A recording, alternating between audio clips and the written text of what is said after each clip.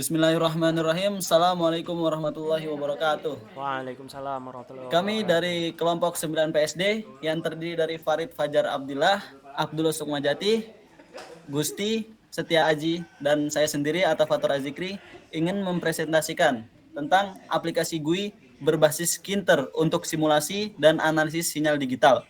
Dengan fokus pada perbandingan sinyal analog dan digital serta efek sampling rate terhadap representasi sinyal. Aplikasi ini memungkinkan pengguna untuk memasukkan parameter sinyal, frekuensi, amplitudo, sampling rate, memplot sinyal, dan menganalisis potensi aliasing. Selain itu, aplikasi ini juga mendukung pemuatan file audio format WAV untuk dianalisis. Ya, kemudian akan dilanjutkan oleh saudara Setia Aji. Oke, akan saya lanjutkan. Untuk cara kerja aplikasi kita masuk ke mode simulasi dulu. Nah, dalam penggunaan memasukkan frekuensi hertz, amplitudo, dan sampling rate via slider atau input, kita tekan tombol apply change show simulation untuk memperbarui plot. Nah, plot akan menampilkan sinyal analog garis biru gelombang sinus kontinu dan sinyal digital garis merah bertahap plus titik sampel. Nah, jika ada yang tidak seimbang atau salah, peringatan aliasing akan muncul. Nah, selain itu, di dalam tampilan ini, kotak analisis menjelaskan kualitas representasi sinyal berdasarkan parameter. Dalam mode audio, pengguna memilih WAV melalui tombol load audio file. Nah, file audio dimuat menggunakan Librosa dan aplikasi beralih ke mode audio.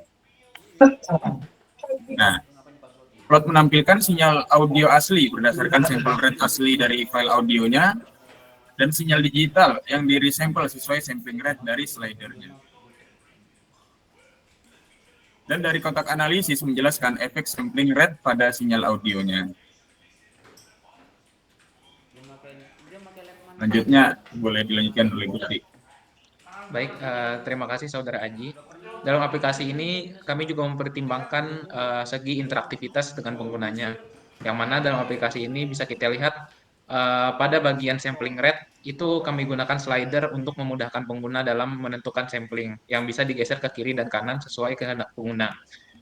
Selain itu, slider ini bisa digunakan secara real time untuk memperbarui plot dan analisis yang akan dihasilkan pada plot analisis. Nah, lalu pada bagian frekuensi dan amplitudo itu bisa di-input oleh pengguna secara manual. Dan untuk frekuensi dan amplitudo ini hanya relevan ketika mode simulasi. Nah, jika terjadi kesalahan, misalnya input data tidak valid atau file audionya rusak, aplikasi akan menampilkan pesan error menggunakan message box. Selanjutnya, kita masuk ke bagian konsep teknis yang akan ditunjukkan pada aplikasi ini yang akan dilanjutkan oleh Saudara Farid Fajar. Oke, selanjutnya di sini saya akan menjelaskan tentang perbedaan antara sinyal digital dan sinyal analog. Untuk pertama, sinyal digital adalah versi diskrit yang diambil sampelnya pada interval tertentu atau simple rate, dan sinyal analog adalah dipresentasikan sebagai gelombang kontinunya. Nah, aplikasi ini memvisualisasikan bagaimana sampling rate mempengaruhi kualitas representasi sinyal. Selanjutnya di sini ada teorema Nyquist-Shannon, yaitu frekuensi adalah batasan frekuensi maksimum yang dapat dipresentasikan tanpa aliasing.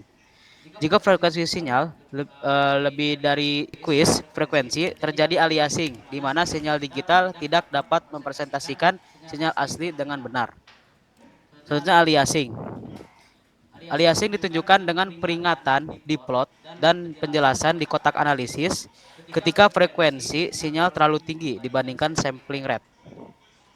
Selanjutnya ada resampling audio. Dalam mode audio, aplikasi menggunakan np.interp untuk menginterpolasi sinyal audio ke sampling rate yang ditentukan pengguna, menunjukkan efek perubahan sampling rate pada sinyal audio. Selanjutnya akan menjelaskan contoh penggunaan yang akan dijelaskan oleh Saudara Abdullah Sukmajati. Silakan. Oke, baik. Untuk apa demo untuk penggunaan aplikasi ini adalah yang pertama mungkin dari simulasi uh, sinyal digital dan analog. Contoh kita memasukkan sinyal digital berupa dari frekuensinya kita masukkan 2. Untuk amplitudonya kita masukkan 1, lalu kita apply. Nah, di sini kita melihat bahwasannya sinyal analog di sini adalah sinyal yaitu menggunakan garis berwarna biru, sedangkan sinyal digital merupakan garis berwarna merah, dan titik sampelnya itu adalah titik yang mengikuti dari sinyal analog ini, yang dimana menjadi titik representasi sinyal digital terhadap sinyal analog itu sendiri. Jika kita slide sampling rate itu, kita akan melihat bahwasanya semakin besar sampling rate terhadap sinyal digital itu, maka sinyal digital itu akan mempresentasikan bentuk sinyal analog asli dengan cukup akurat. Semakin tingginya kita bisa perhatikan berarti akan mengikuti bagaimana sinyal analog itu terbentuk. Kemudian untuk contoh simulasi audio file yang kita punya contoh seperti tadi yang sudah dijelaskan, ini adalah contoh salah satu audio yang mungkin kami rekam sendiri dan menjadi bahan yang dimana kita bisa representasikan sinyal digital terhadap sinyal analog yang direkod tadi, yang dimana semakin tinggi sampling rate maka representasinya semakin tinggi, yang dimana titik untuk penyesuaian representasi dari sinyal analog itu semakin akurat. Mungkin selanjutnya akan dilanjutkan lagi sebagai penutup dan kesimpulan oleh Atafatur Azikri. Silakan. Ya, terima kasih Saudara Jati. Kemudian kita akan menjelaskan tentang kekuatan dan kelemahan kode. Kekuatan interaktif, GUI memungkinkan pengguna bereksperimen dengan parameter sinyal secara real time. Edukasinya menjelaskan konsep aliasing dan sampling rate dengan visualisasi dan teks analisis yang jelas. Fleksibel, mendukung simulasi sinyal dan analisis audio dalam satu aplikasi. Kemudian error handling, menangani input tidak valid dan kesalahan pemuatan file dan pesan error. Itu adalah kekuatan-kekuatan dari kode di atas. Kemudian kelemahannya, keterbatasan mode audio, hanya mendukung file WAV dan tidak menangani sinyal stereo secara eksplisit, hanya memproses satu kanal. Kemudian plotting sederhana, visualisasi sinyal digital menggunakan step dan titik sampel, tetapi tidak menunjukkan rekonstruksi sinyal, misalnya dengan filter. Kemudian batasan sampling rate. Slider sampling rate dibatasi 2 sampai 100 Hz, yang mungkin terlalu rendah untuk analisis audio realistis. Kurangnya validasi input.